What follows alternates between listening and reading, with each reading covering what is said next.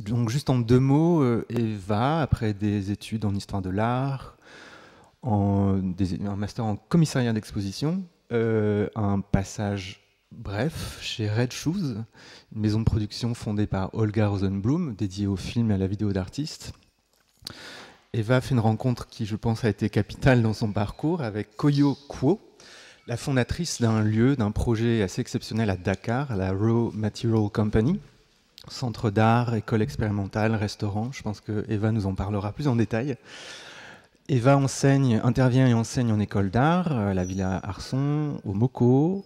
Elle est bénéficiaire d'une aide à la théorie et critique d'art du Centre national des arts plastiques délivrée en 2019. Et voilà.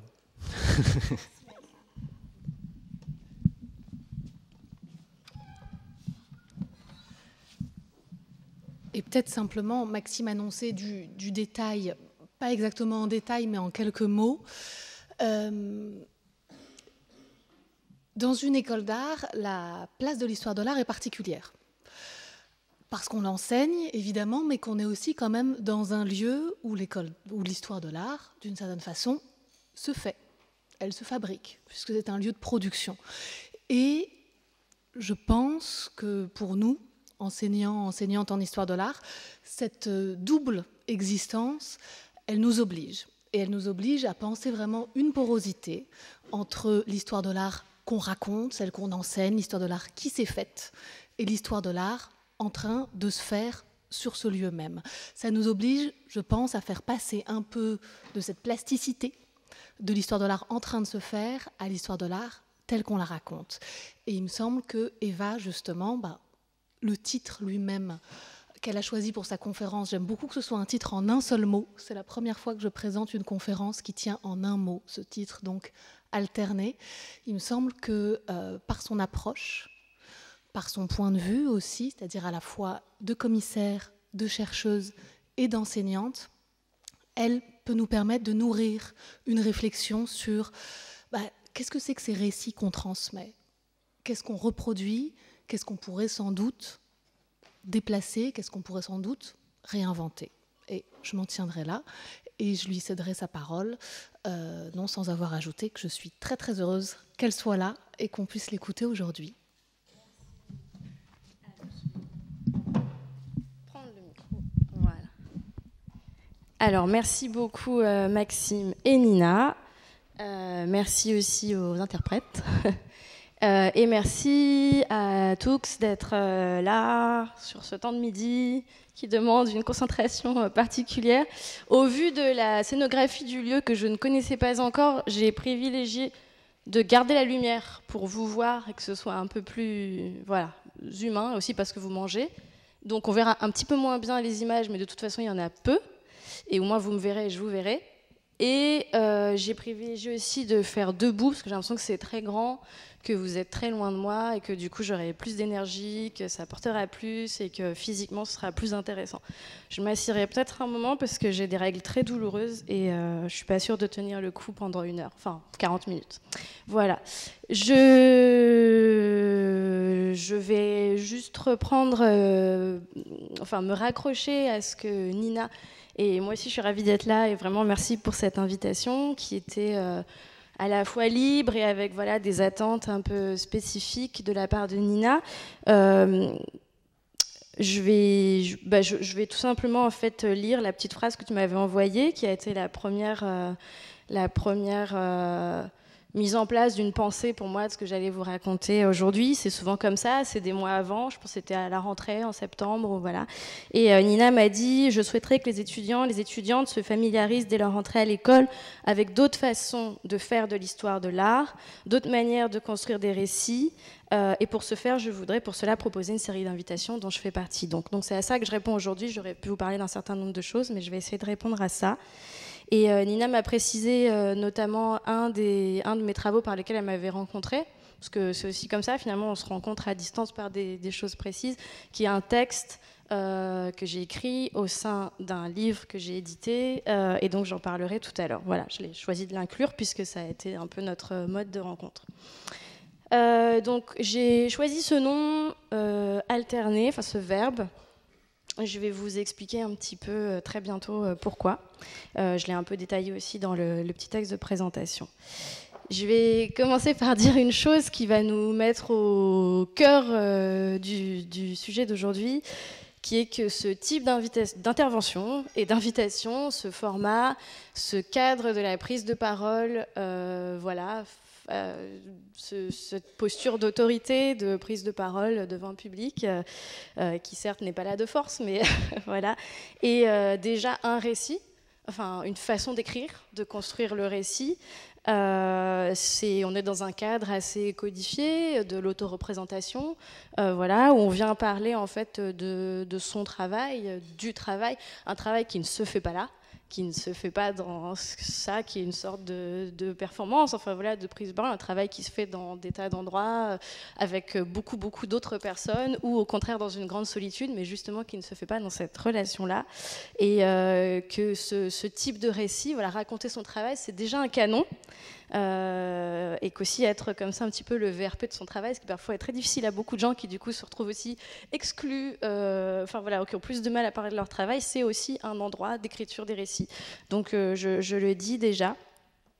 Et notamment souvent quand le contexte est assez ouvert, quand on pourrait parler de beaucoup de choses dans ce qu'on a fait, on est prompt à élaborer un récit parmi beaucoup de choses possibles, qui va être un peu linéaire, qui va aller un petit peu vers des choses qui ont réussi, qui ont fonctionné de façon évidente. Et c'est le cas, je vous parlerai des choses qui ont fonctionné parce que c'est des expériences heureuses, mais qui du coup peut gommer des réalités non linéaires, non évidentes, parfois contradictoires, qui je trouve sont souvent gommées par ce cadre de la conférence, des échecs ou aussi des choses qu'on a pu beaucoup aimer, mais comme des passions de jeunesse sur lesquelles on peut être revenu, ou des aspects de notre travail pour lesquels aujourd'hui on est critique. Et donc je vais aussi essayer d'intégrer ça aujourd'hui, dans la mesure du possible, puisque c'est un cadre de récit parmi d'autres.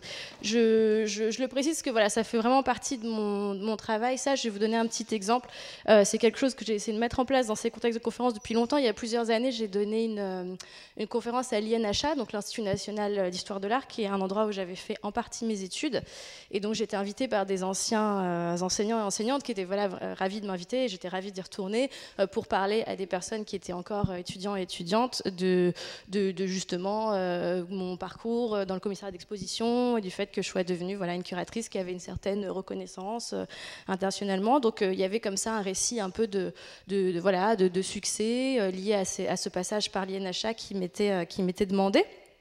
Ce que j'étais à la fois heureuse de faire et qui était à la fois problématique. Et donc, j'avais décidé de travailler d'une manière un peu particulière. J'avais demandé à la personne qui organisait de prendre dans mes dossiers, je lui avais confié mon ordinateur, et de créer un PowerPoint avec mes dossiers en extrayant tout ce qui était visuel, donc qui pouvait, donc ça pouvait être des PDF, ça pouvait être de l'écrit, genre des contrats, etc., ou des images.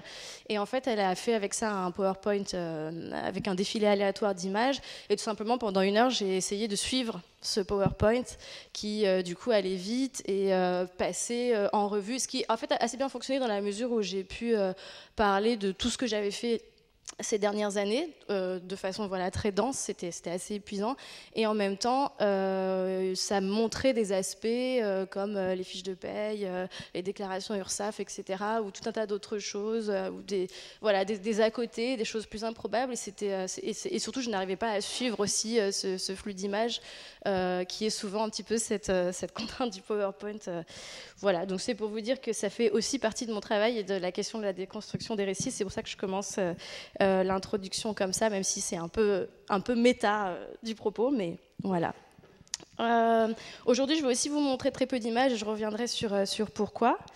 Alors, aujourd'hui, surtout en fait, pour répondre donc, à ce que j'ai interprété du souhait de Nina, j'ai proposé de construire les choses comme cela autour de cette idée d'alterner, qui pour moi parle beaucoup d'abord de l'endroit où j'ai été située, un peu à mes dépens, comme une alternative ou comme devant représenter une alternative ou comme invitée à parler de l'alternative ou de l'alternatif parce que du minoritaire ou du non-dominant, mais qui au départ peut avoir été une posture subie, puis une posture qu'on s'approprie, puis une posture qu'on revendique. Enfin voilà, c'est aussi ces passages et essayer de comprendre qu'est-ce qu'on porte vraiment en soi de l'alternative ou qu'est-ce qu'on se sent tenu de porter de l'alternative. Et donc c'est pour ça aussi que j'ai choisi ce titre. Voilà, ça parle aussi bien sûr de la construction en général des récits autres, puisqu'aujourd'hui on dit comme ça, c'est un peu la formule qui est devenue la formule officielle, écriture de l'histoire de l'art alternative, etc. Donc bien sûr je fais référence à ça. Et puis, vous l'aurez peut-être aussi reconnu, au-delà de cette question des récits autres, ça fait référence à un auteur qui s'appelle David Antin et qui a écrit un livre, le titre français, en fait, la traduction qui est parue chez Hérolimite, un recueil de ces textes qui s'appelle Accordé. Et c'est un ouvrage, un livre qui, je crois, m'a aidé à poser justement des fonctionnements comme celui d'aujourd'hui, à réfléchir à ce qu'était ce cadre de conférence. David Antin, il est poète, critique, enseignant, professeur d'histoire de l'art, comme moi, et performeur, et il est connu pour une pratique qu'on appelait le talk poem, qui était justement l'idée, en contexte de conférence, d'avoir une trame, ce que j'ai aujourd'hui, mais pas un texte écrit, d'improviser sur ça, et ensuite, par contre, de retranscrire tout ce qui avait été dit à l'écrit, et de publier ça comme ça. Donc justement, de publier des textes qui ont les hésitations, les répétitions, les blancs, de l'oralité. Et voilà. Oui. Ouais, alors ça s'écrit A-N-T-I-N et David sans E. Et je vais vous dire une petite chose aussi par rapport à cette référence que je vous partage. Donc moi, voilà, j'aimais bien pour cette question de trame et liberté. Je vais vous dire qui m'a parlé de David Antin, puisque c'est une autre question dans la question des rapports d'autorité et de la construction des récits. Il y a ce cadre toujours en conférence où justement on vous donne des références que souvent aussi on vous montre. Voilà, on va noter une référence bibliographique et puis vous allez l'intégrer. Alors soit vous allez reconnaître une référence que vous connaissez déjà et vous sentir un peu flatté ou être heureux, soit vous allez le pas connaître et le manifester en demandant par exemple comment ça s'est écrit, et si la personne vous paraît sympathique, avoir envie d'aller lire la chose, ou au contraire vous placer en opposition par rapport à cette référence parce que le contenu vous aura pas plu, etc. Mais dans tous les cas, on est dans des positionnements justement par rapport à des paroles d'autorité dont on sait que structurellement, qui a le plus de paroles publiques est une chose construite. Et donc, qu'est-ce qui est donné et qu'est-ce qui se transmet et quelles références vont le plus porter et se transmettre est aussi quelque chose de construit. Donc, c'est pardon, oui. Et donc, c'est une chose que j'ai petit à petit intégrée, d'essayer de systématiquement préciser comment j'avais eu une référence moi-même et pourquoi je la citais. Donc là, en l'occurrence, David Antin, c'est ce livre-là, Accordé, je l'ai connu par la personne avec qui je partage ma vie, donc dans le cadre d'une relation amoureuse. Voilà, je pense que c'est important, et j'en reparlerai tout à l'heure sur les pourcentages, en fait, dans quel cadre nous viennent les références et pourquoi. Désolée pour l'accélération. Alors, voilà, donc c'est... Ouais, j'appelle ça, qui peut paraître un grand mot, mais pour le résumer comme un peu outil théorique, la non-immanence des références. Voilà, qui souvent apparaissent comme ça à l'écran, et puis juste sont transmises sans position sur d'où elles nous viennent et sans décalage avec ces références. Maintenant, je vais me présenter plus classiquement, même si je pense que ça, c'était pour moi peut-être une bonne présentation et dans le sujet. Donc, je m'appelle Eva Barrois de Cavel, qui, comme m'ont fait remarquer les interprètes, c'était un nom déjà long et difficile à dire, qui est un nom qui est en partie une création juridique, qui n'est pas mon nom de naissance, que j'aime bien parce que c'est un nom à projection, à fantasme, voilà, qui est souvent réorthographié avec une minuscule qui est prise pour une particule, qui suscite toujours des oppositions de classe, etc., qui déstabilise ensuite par mon profil, enfin qui fait fonctionner beaucoup d'imaginaire. Donc je le garde pour ça. Je suis descendante de colonisée par mon père, qui est sénégalais, colonisée par la France, voilà. Et puis j'ai fait quoi comme études ? J'ai fait des classes préparatoires. J'ai fait une hippocagne et une cagne à Louis-le-Grand. Ça, je le précise parce que ça a été un endroit de grande violence raciste pour moi, que j'ai vécu très intensément et très difficilement. Et en même temps qui est, je pense, voilà, quand je vois encore quand je donne mes cours aujourd'hui, 80% de mes références théoriques viennent de là. Donc c'est massif, même si on travaille avec d'autres références ensuite, c'est massif et ça construit forcément une psyché assez largement. J'avais envie de dire un mot sur ça, sur les classes préparatoires, et s'il y a des gens que ça intéresse ou qui ont des expériences, on pourra peut-être en reparler, mais aujourd'hui il y a un débat un petit peu public dans la presse sur la question justement de l'ouverture des classes préparatoires et de la fin d'un certain élitisme, avec tous les débats que ça suscite, les peurs, les crispations, et un débat qui est beaucoup à un niveau justement un petit peu, enfin qui est important, mais qui est sur des questions où on n'entend pas, je trouve, on entend très peu la voix des personnes qui l'ont vécu. Nous, je pense qu'on est une promotion, enfin on est une minorité dans les promotions de gens traumatisés et que je fréquente toujours aujourd'hui, voilà, et je trouve qu'on n'entend pas beaucoup ces voix, donc j'ai vécu assez durement ce débat dans l'actualité. Et puis ensuite, donc j'ai essayé de passer Normal Sup. J'avais un profond désir d'être normalienne pour plein de raisons, justement, je pense, de classe, de race et de genre. J'ai été sous-admissible et donc ensuite j'ai suivi des cours et à Normal Sup et à la Sorbonne en philosophie esthétique et en histoire de l'art. Puis j'ai eu mon diplôme, enfin j'ai eu un master en histoire de l'art et un master pro en commissariat d'exposition. Donc j'ai été formée au commissariat d'exposition et à l'histoire de l'art. Et depuis, je suis à la fois donc curatrice, éditrice, autrice, je donne des conférences et chercheuse et enseignante. Voilà pour la présentation plus classique. J'ajoute une dernière chose, je suis mère également. J'ai vécu 3 grossesses dans ma vie. Je suis mère de 2 enfants et je le précise parce que ça a bouleversé mon rapport au travail, ça a bouleversé mon rapport à énormément de questions aussi. Et donc c'est devenu un outil de travail, un lieu de travail complet, un lieu justement sur la question des récits, de la transmission. C'est un lieu de travail quotidien pour moi et qui a beaucoup changé mon enseignement, ma pédagogie, énormément de choses. Donc c'est à ce titre que ça me semble important de le mentionner. Alors, une dernière chose, ce travail de déconstruction, les autres manières de construire des récits, ce que je voulais vous dire avec cette introduction, avec ces 2 exemples un peu méta et puis ces choses un peu peut-être qui vous ont paru intimes, c'est de dire que c'est un travail qui est incarné, que ça ne vient pas nulle part, on ne se met pas un jour à dire « allez, je vais déconstruire ». Voilà, c'est des choses incarnées. C'est pas pour aller embêter le monde, comme ça nous est renvoyé parfois par des détracteurs, détractrices, même si on ne devrait pas s'en préoccuper. C'est des choses qui viennent de l'intérieur et qui nous habitent et avec lesquelles on pense. Et globalement, c'est aussi ça que je dis parfois, c'est des choses qu'on fait pour aller bien.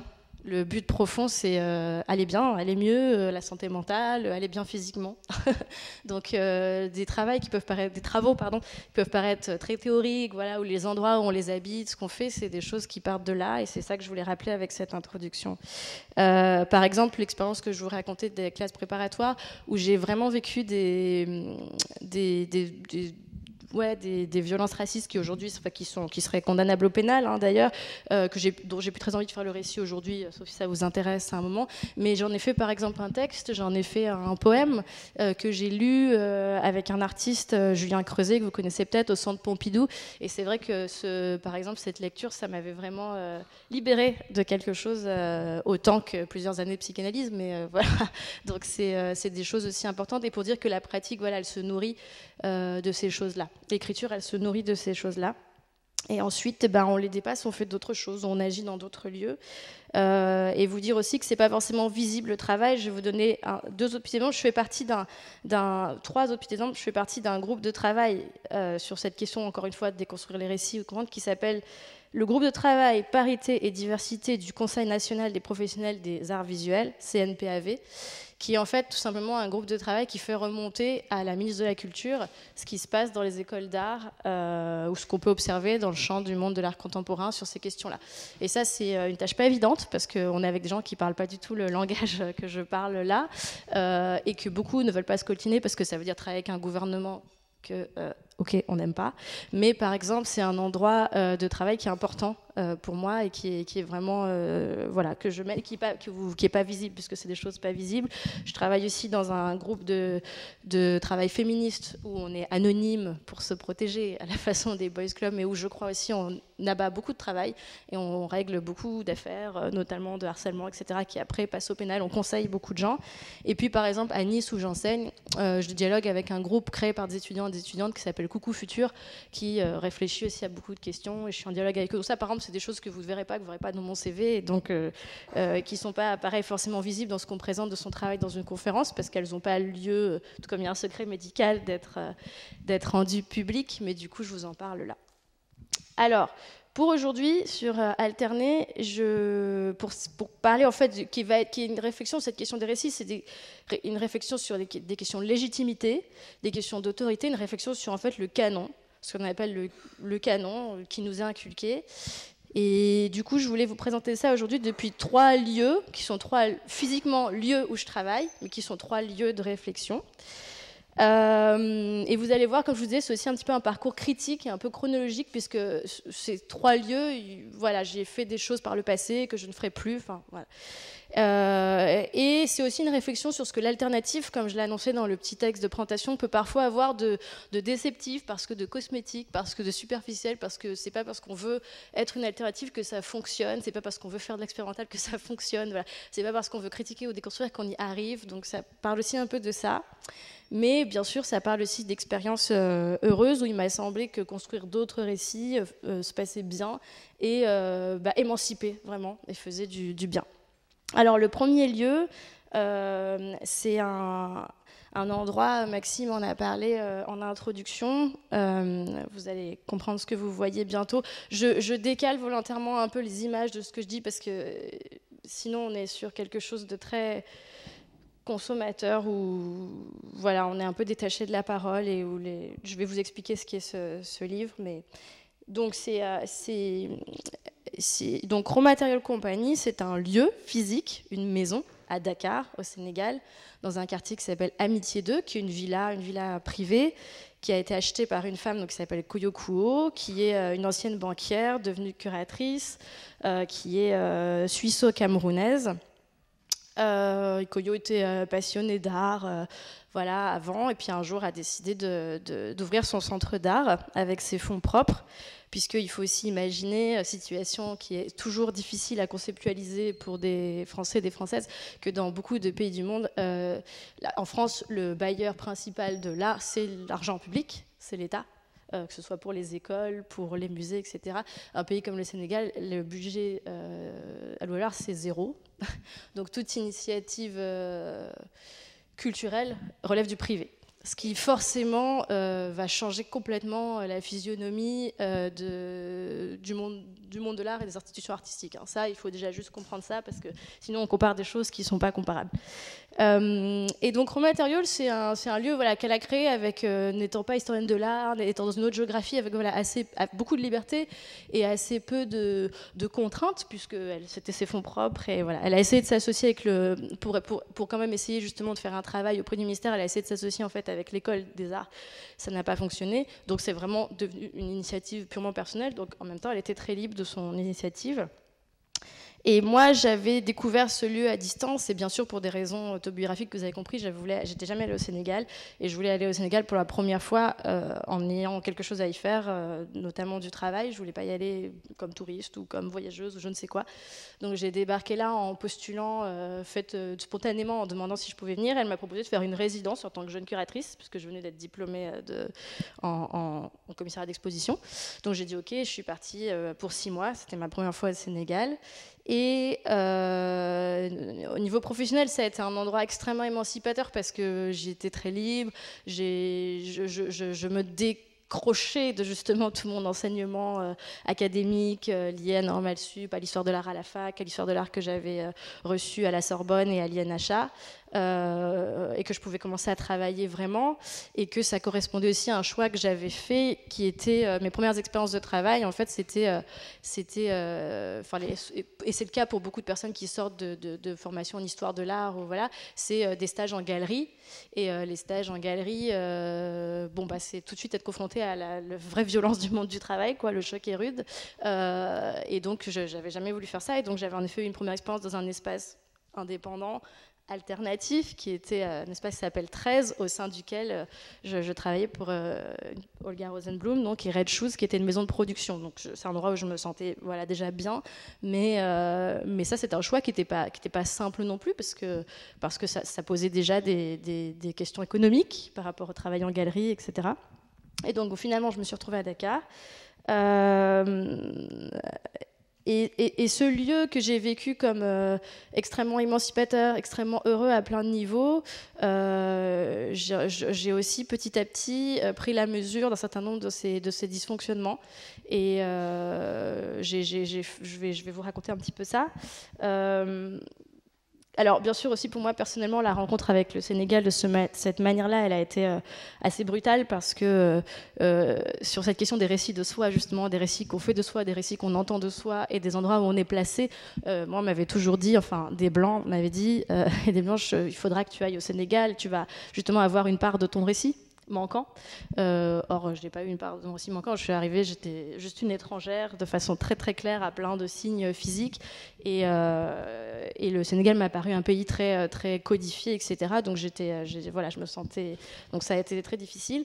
Mais à Raw, j'ai pu vraiment tester des choses plutôt du côté de l'histoire de l'art.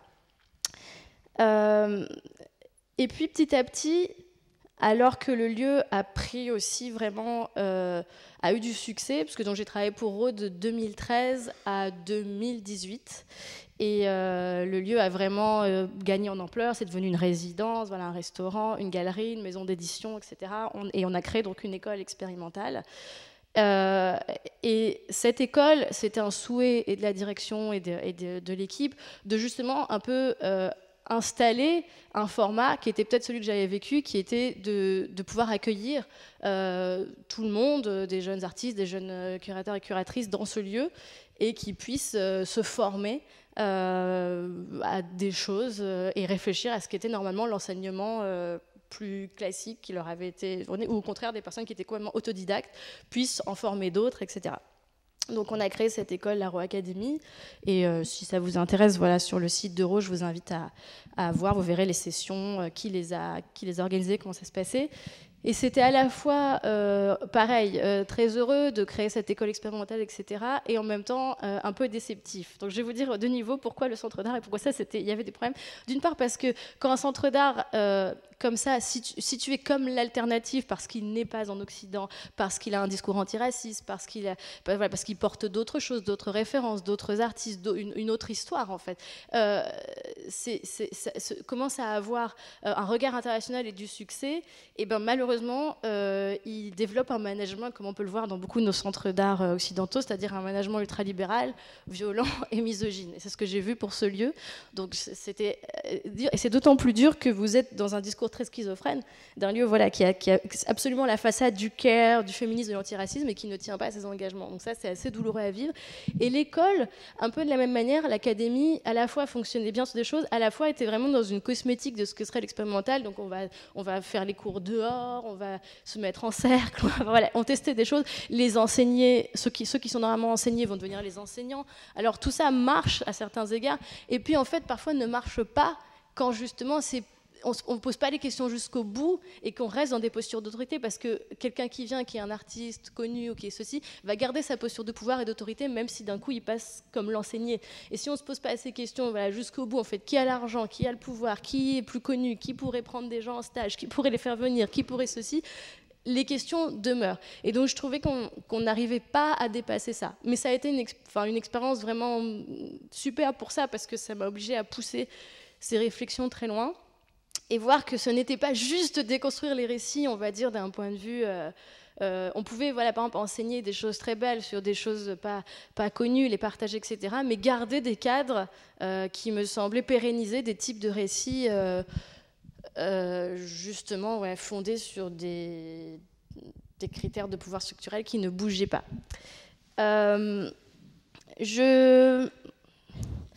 Je vous donne quand même un exemple de ce qu'il y avait d'émancipateur pour moi dans ce lieu, et c'est pour ça que je vous ai mis cet ouvrage. C'est physiquement une photo du livre.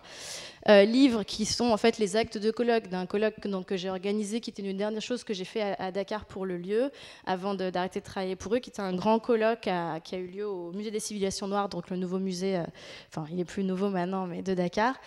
C'était le colloque d'ouverture, et en fait c'était un colloque qui faisait un peu le point sur l'histoire de l'art qui s'enseignait dans toutes les grandes universités africaines, un peu une photo de ça, donc Addis Abeba, Lagos, Dakar, qu'est-ce qu'on enseignait en fait à la fac, comment était enseignée l'histoire de l'art. C'est très intéressant parce que moi avant ça j'avais pas de vision de ça, on était à la fois sur des récits coloniaux, hyper figés, et puis des choses qui bougent, donc c'était faire le point sur ça, et puis en même temps ce qui s'enseignait un peu de plus justement critique par des afrodescendants en Europe, qui justement était une histoire de l'art, des arts africains ou des arts afro-américains, ce qui s'enseignait en Europe, pareil, les choses peut-être les plus critiques. Donc c'était ça le colloque, et on a fait un livre.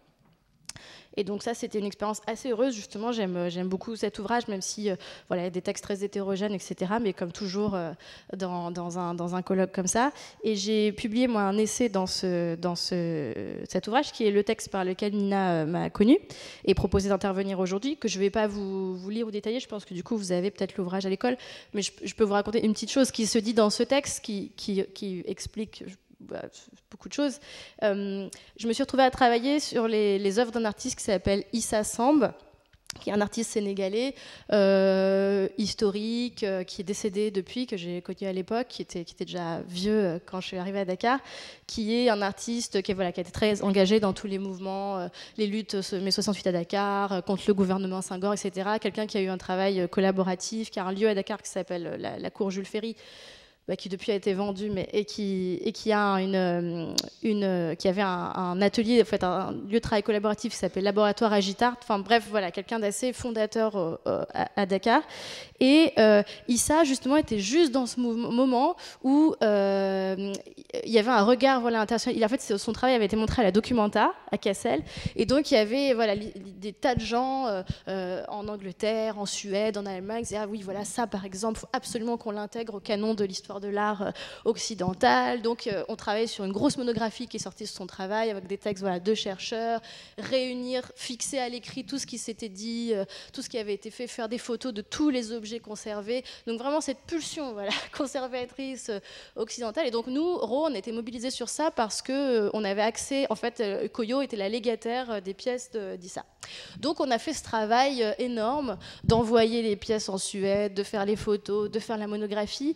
Et pour moi, c'était vraiment l'expérience, encore une fois, incarnée, une espèce de lutte épistémologique entre un travail qui n'était pas fondé sur la notion d'auteur, qui était fondé sur la notion de collectif, qui n'avait pas de souhait de conserver les œuvres de façon, politique, qui était avec une volonté bonne, comme ça, mangé par des fonctionnements qui ne lui correspondaient pas. Et il y a une scène que je raconte dans ce texte, on est allé chercher une pièce dans la cour d'Issa qui était depuis des années à l'extérieur, une sculpture monumentale, et en fait la pièce était habitée de l'intérieur par de la vermine, par des insectes. Elle était complètement, et on s'en est rendu compte en la déplaçant, et donc bien sûr c'est pas passé aux douanes pour aller en Suède, et donc on a dû s'occuper de la désinsectisation de la pièce, qui est un souvenir d'un moment physiquement où on devait tenir la pièce, et on s'est retrouvé complètement intoxiqué, l'équipe qui a fait ça, par le produit, et on a laissé partir cette pièce et tout. Et voilà, j'ai un souvenir de cette scène comme une image, encore une fois, je pense que parfois quand on vit les choses dans le corps, on les percute théoriquement. Ce moment d'intoxication était un petit peu une image de ce conflit épistémologique entre deux façons d'envisager l'art et de faire de l'histoire de l'art. Et ça rejoint des questions que depuis je traite beaucoup plus théoriquement, justement d'épistémologie opposée, et de comment la définition de l'art occidental, qui est quand même plutôt des objets marchands, même qui est en tout cas celle qui domine, et justement met de côté tout un tas de choses qu'on appelle du coup de la tradition, ou qu'on ne comprend pas, ou qu'on met dans les musées aujourd'hui, et pour lesquelles le focus va être des questions de restitution, alors que la question est vraiment ailleurs, et plus justement sur comprendre que ces objets ont eu et ont encore aujourd'hui, ce n'est pas de la tradition, ont une autre vie, un autre degré, un autre niveau d'existence. Je donne souvent un exemple parce que l'incarnation de ça, c'est par exemple les masques, le masque africain. Et pour le dire, et je dis ça à mes étudiants et mes étudiantes, et souvent ils comprennent ça bien, le masque, c'est l'équivalent de, voilà, vous avez un conseil d'administration ou une réunion parents-élèves ou un CA à l'école, et en gros, le masque, c'est un objet, par exemple, qui va incarner, je ne sais pas moi, imaginons le directeur abusif, et ben, il y a un masque qui représente le directeur abusif, et le jour où le directeur n'est plus abusif ou le problème est réglé, le masque peut partir à la poubelle. L'objet d'art en tant que tel évolue avec des fonctions et sert à régler des problèmes sociétaux. Et ça, c'est pas une projection de notre esprit. Il y a des études, voilà, qui ont été faites sur ça, justement, dans des façons d'écrire l'histoire de l'art occidentale, qui racontent ça très bien. Moi, j'ai beaucoup travaillé sur les masques pendés au Congo avec un artiste contemporain que vous connaissez peut-être qui s'appelle Renzo Martins, et sur l'usage des masques congolais et des masques contemporains qui ont encore cet usage. Donc ça, c'est des questions de définition de l'art et de ce que sont les masques aujourd'hui, par exemple, et de ce qui se passe quand on les voit dans un musée comme le Quai Branly, et de rapport à l'art et à l'objet d'art et à la définition même de ce qu'est l'art complètement différente de celle qu'on a. Donc ça, c'est aussi, sur cette question des récits, une chose importante. Alors voilà un petit peu pour Ro et pour cette publication.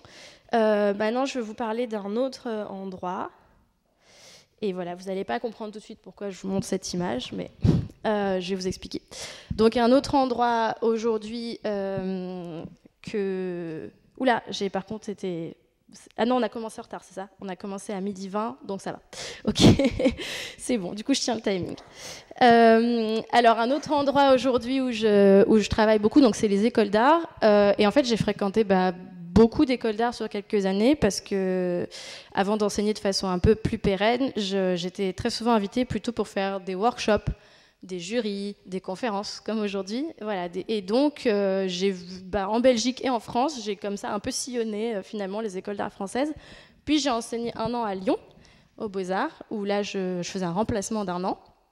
Puis depuis 2 ans, j'enseigne à Nice, à la Ville-Arson, où là, je suis vacataire. Donc, je fais des semaines intensives, c'est encore un autre format. Et puis, comme je vous disais tout à l'heure, à Montpellier. Et donc, de tout ça, ça a été encore un autre endroit. En fait, concevoir un cours d'histoire de l'art, que vous ayez... Alors, j'ai eu du coup différents niveaux. J'ai eu des premières années, des 5e années. Voilà. Qu'est-ce que vous avez le cours d'histoire de l'art? Quelle responsabilité c'est? Qu'est-ce que vous enseignez? Et aussi, beaucoup au début, on m'a invité, surtout quand c'était pour des workshops, des conférences, justement dans cette posture d'alter, chargée d'assurer sur un temps très réduit, de prendre sur mes petites épaules sur un temps très réduit toutes les questions de déconstruction, d'alternatives, etc. Ce qui n'est bien sûr pas possible et qui demanderait de se développer au long cours comme un cours d'histoire de l'art voilà, plus habituel. Mais à Lyon, j'ai eu un peu plus le temps, et puis aussi finalement là à Nice. Donc j'ai développé un cours qui fluctue beaucoup, mais à partir du concept de nation, de l'idée de nation. Et alors pourquoi je vous montre ça? C'est une façon d'entrer directement dans le vif du sujet et de relier à ce que je vous explique en introduction sur d'où viennent les récits, quels sont les récits avec lesquels j'ai été formée et comment on peut les déconstruire. Donc ça, c'est un temple.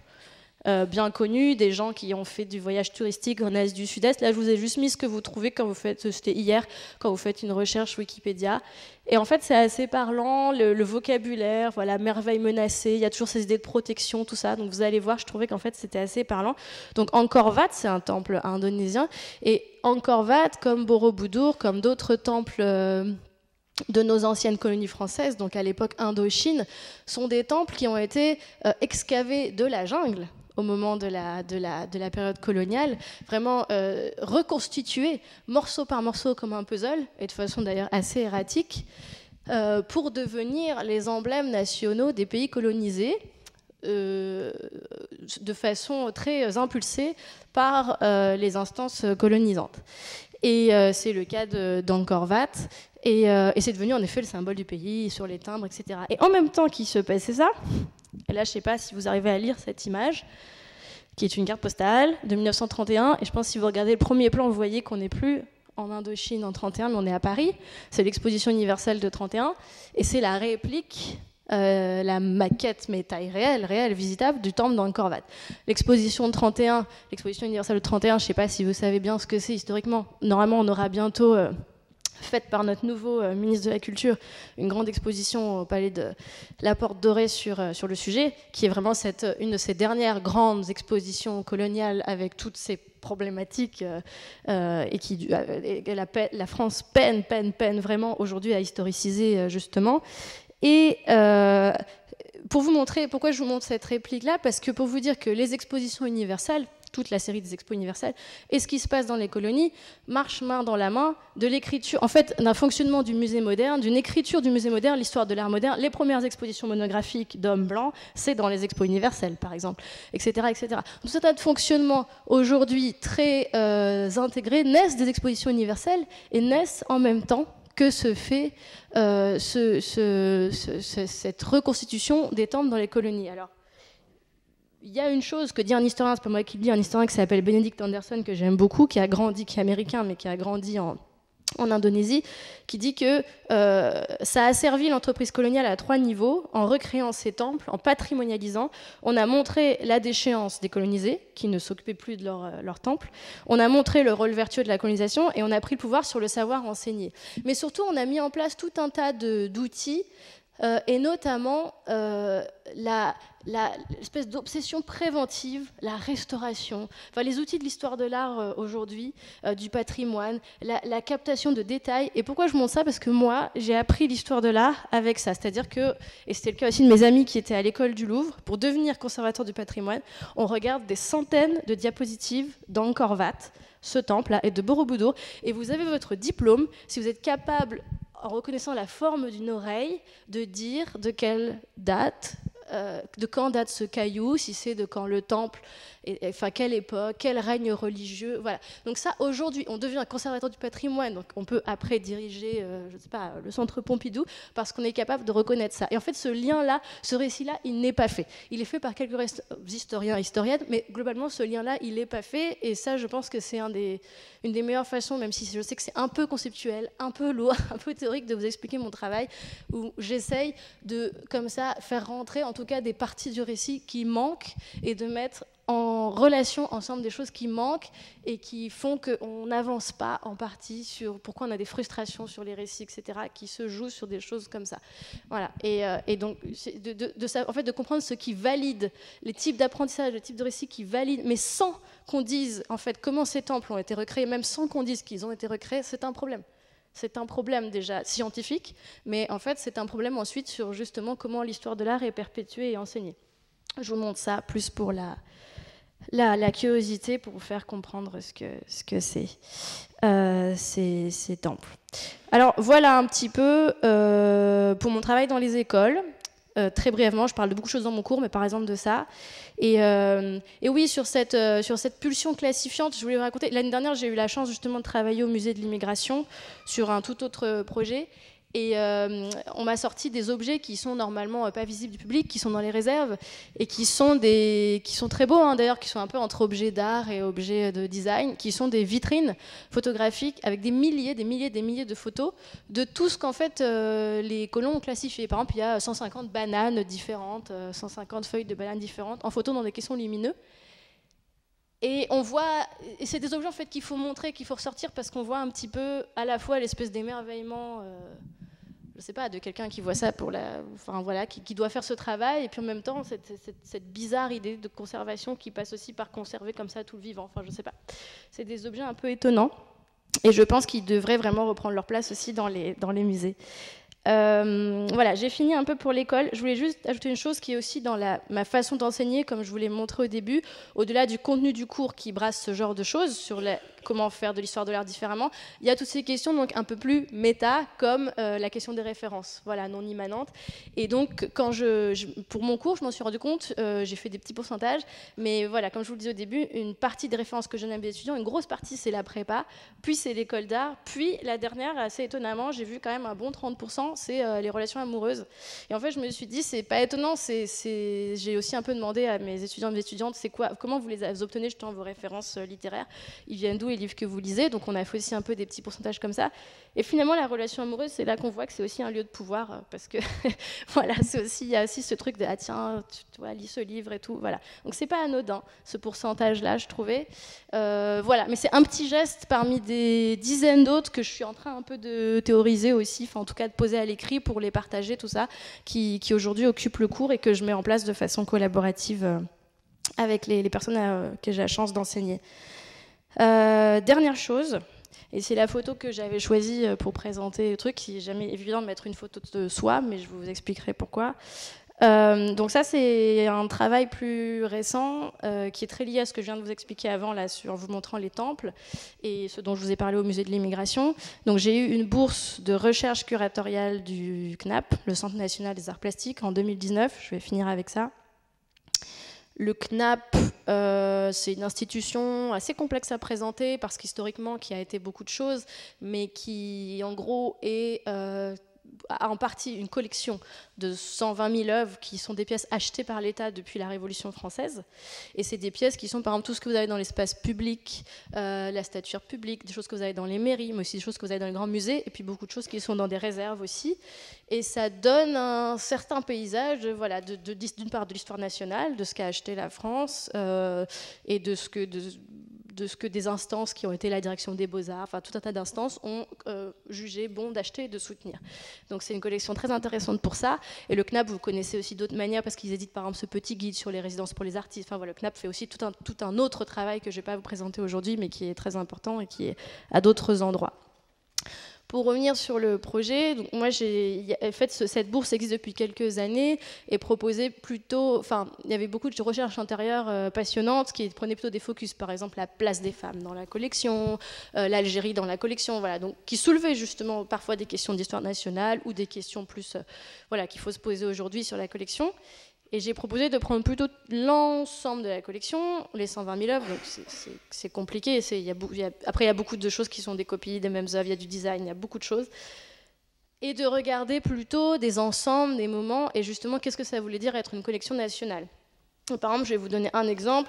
J'ai travaillé sur un ensemble de pièces qui sont ce qu'on appelle l'art colonial, qui en termes de masse, c'est-à-dire de chiffres, est très important et qui en même temps est quelque chose de totalement invisible aujourd'hui dans l'écriture de l'histoire de l'art française et dans le paysage français, à part dans quelques musées des Beaux-Arts de non parisiens. Mais sinon, en gros, musée d'art moderne, Centre Pompidou, même à la Porte Dorée parce qu'ils sont cachés, vous ne verrez pas ces objets qui sont pourtant en quantité, en masse, la plus grosse production par les artistes. Alors le Centre Pompidou a gardé tout l'art moderne, par exemple. Il n'y a aucun objet comme ça, mais en même temps, en termes de quantité, ce qui était plus produit par des artistes français, c'est l'art colonial. C'est-à-dire des vues assez, stéréotypées de portraits de colonisés ou d'espaces coloniaux, donc des peintures. Et il faut savoir que le salon d'artistes coloniaux a quand même duré jusqu'aux années 60 et était un lieu pas du tout alternatif, enfin était quelque chose de fréquenté, qui a donné lieu à énormément d'acquisitions d'État. C'est le cas du portrait, de la sculpture que vous voyez ici, qui est une œuvre qui date de la Seconde Guerre mondiale, de 44, d'un artiste français qui s'appelle Gaston Broquet, qui a été acheté donc par l'État, comme beaucoup d'œuvres de cet artiste, qu'il a faites au Mali. Et ce que j'ai voulu faire, après avoir sorti ces ensembles un peu comme ça, qui me semblaient être des endroits d'enjeu dans l'histoire nationale par rapport à la collection du CNAP, c'était de les étudier aussi, enfin de faire de l'histoire de l'art de ces objets, qui n'est pas faite, justement pas de la manière dont on fait l'histoire de l'art habituellement. Et pour ça, de sortir des outils méthodologiques un peu plus inhabituels, différents outils, et un des outils que j'ai privilégié, je l'ai appelé la lecture attentive, qui est une traduction d'une chose qui existe depuis longtemps, qui n'a rien que j'ai incorporé à ma pratique, qui s'appelle le close reading, et qui est en fait cette chose tout simple que vous avez peut-être pratiqué plutôt en art plastique au collège, qui est d'aller se mettre physiquement devant une œuvre, de la regarder avec des gens qui peuvent vous en dire plus sur l'œuvre, parce que soit ils sont par exemple les restaurateurs qui l'ont restaurée, ou le gardien de la salle, ou justement l'artiste, et puis de discuter à partir vraiment de la matérialité de l'œuvre, de ce que vous pouvez en dire. Donc ça, c'est la close reading la plus la plus basique, mais cette Claude Rising, elle a une histoire politique derrière, liée à l'art africain-américain, au black art. Donc moi, je me suis rattachée à cette histoire qui est plutôt voilà, américaine et anglaise, avec des gens comme Darby English, Sonia Boyce, que maintenant vous devez connaître parce qu'elle a eu Lion d'Or à Venise, mais voilà, et en France, des gens comme Sophie Orlando, qui travaillent vraiment sur comment cet outil est devenu un outil politique. Alors, dans le cas des artistes africains-américains, avec une idée très précise qui était que justement, souvent des récits d'histoire de l'art avaient été plaqués pour finalement les mettre un peu à l'écart. Genre voilà, ça parle d'esclavage et puis c'est bon, quoi, en gros. Et donc l'idée c'était de revenir à la matérialité de l'œuvre pour la réintégrer dans d'autres champs. Par exemple la question du modernisme et de voir comment réintégrer ça au canon justement de l'histoire de l'art. Donc, je ne vais pas rentrer dans ça, c'est très théorique, mais l'outil avait déjà été politisé comme ça, donc je l'ai plutôt pris là et je l'ai amené non pas sur des œuvres contemporaines, mais sur des œuvres du 18e, du 19e et du 20e, comme cette sculpture.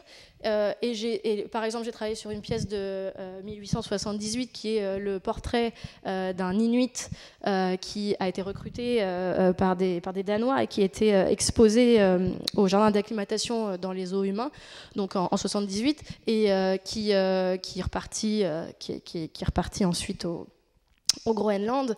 Enfin voilà, ce genre d'objet qui est une acquisition du Muséum d'histoire naturelle, qui est dans les réserves du Muséum d'histoire naturelle aujourd'hui. Donc des pièces de réserve, des pièces qui n'ont pas bougé depuis des années, des pièces sur lesquelles aucune histoire de l'art est faite. L'idée c'était déjà de les sortir, de les déplacer, ce qui physiquement est très compliqué, qui suppose plein de choses, on voit plein de choses. Et puis d'écrire l'histoire de l'art de cette pièce avec des gens concernés. Dans le cas du portrait d'un Inuit, les communautés Inuit, donc j'ai fait venir par exemple les communautés Inuit, mais enfin voilà. Et aujourd'hui, il est question que la pièce parte au Groenland. Et pas justement dans une perspective de restitution, parce que c'est un portrait d'un Inuit, c'est pas un objet Inuit, c'est pas un artefact, mais parce que les descendants de cette personne sont vivants au Groenland et ne connaissaient pas l'existence de cette pièce. Il faut savoir que le Muséum d'histoire naturelle conserve toujours des restes humains d'Inuits qui sont morts au jardin d'acclimatation de la variole, parce qu'ils n'avaient pas été vaccinés, bien sûr, contre la variole, par exemple. Donc voilà, François Hollande avait entrepris de les ramener, et puis ça s'est arrêté depuis, mais... Voilà. Donc ce genre de choses, d'objets, de sculptures, comment on les réintègre dans des parcours muséaux, qu'est-ce qu'on en dit. Et là, c'était donc au musée de l'histoire de l'immigration, qui pour moi est un lieu vraiment majeur des problèmes à écrire l'histoire de l'art, qui est très évidemment un lieu de ces problèmes-là quand on le fréquente. Enfin, je veux dire, en tant que corps, on se rend bien compte qu'il y a des problèmes. Et donc j'ai sorti cette pièce qui était en fait qui est dans un endroit inaccessible au public parce que le sol est en bois de Macassar, donc classé au patrimoine. Le Macassar, c'est un bois précieux qui était qui était produit dans des conditions atroces d'ailleurs par la France et vendu. Enfin, ça fait partie des matières premières, voilà. Et du coup, comme ce sol est classé, c'était le bureau d'apparat du ministère des Colonies, et comme du coup le bureau est classé, il n'est pas visitable, il y a une chaîne et donc la pièce n'est pas visible.